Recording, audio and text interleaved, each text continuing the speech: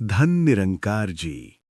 आज मैं आप सभी के साथ एक ऐसी कहानी साझा करने जा रहा हूं जो सिर्फ सुनने की नहीं बल्कि महसूस करने की कहानी है।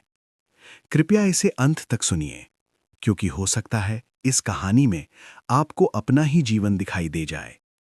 ये कहानी है एक ऐसे इंसान की जिसका मन पूरी तरह टूट चुका था, जिसका ईश्वर से विश्वास उठ गया था, लेकिन उसी टूटे हुए मन से वो निरंकार तक पहुंचा। उसका नाम था रमेश। रमेश एक बहुत ही साधारण परिवार से था। बचपन में ही उसके पिता इस दुनिया से चले गए। घर में बस माँ और बेटा ही बचे। माँ दूसरों के घर काम करती, दिन रात मेहनत करती, ताकि बेटे को 2 वक्त की रोटी मिल सके। रमेश हर रोज ईश्वर से प्रार्थना करता था, मंदिर जाता, अगरबत्ती जलाता और बस एक ही बात कहता, हे भगवान, मेरी माँ को हमेशा स्वस्थ रखना। लेकिन समय कभी एक सा नहीं रहता। धीरे धीरे माँ की तबीयत बिगड़ने लगी। डॉक्टर के चक्कर, दवाइयाँ और बढ़ते खर्चे।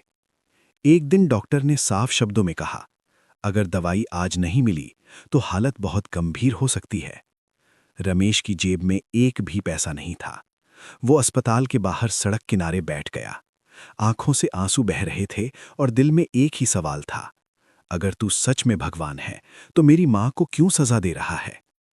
उस दिन रमेश पहली बार ईश्वर से नाराज हुआ।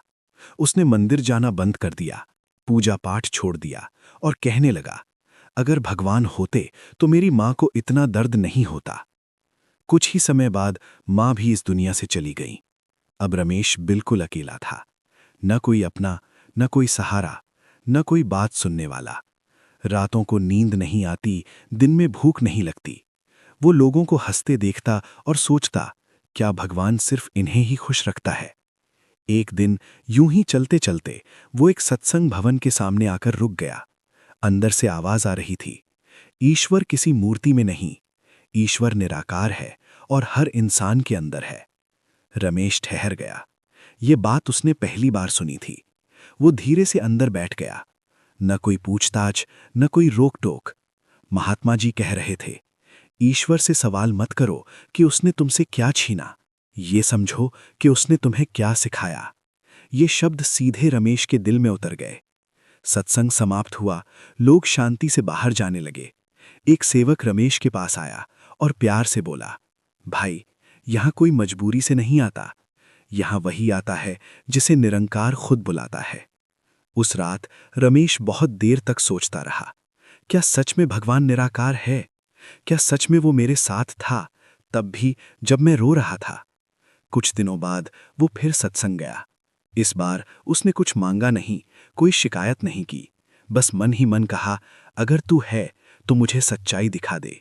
और उसी पल उसके मन में एक अजीब सी शांति उतर आई। ऐसा लगा जैसे सालों पुराना बोझ अचानक हल्का हो गया हो।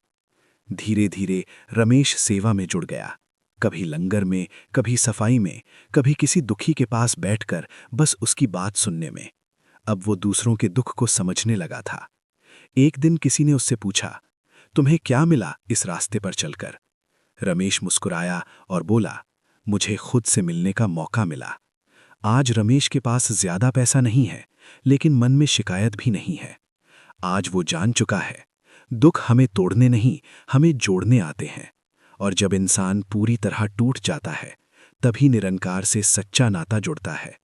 आज वही रमेश दूसरों से कहता है, अगर तुम्हारा मन टूट गया है तो समझ लेना निरंकार तुम्हें बुला रहा है, क्योंकि निरंकार कभी किसी को अकेला नहीं छोड़ता।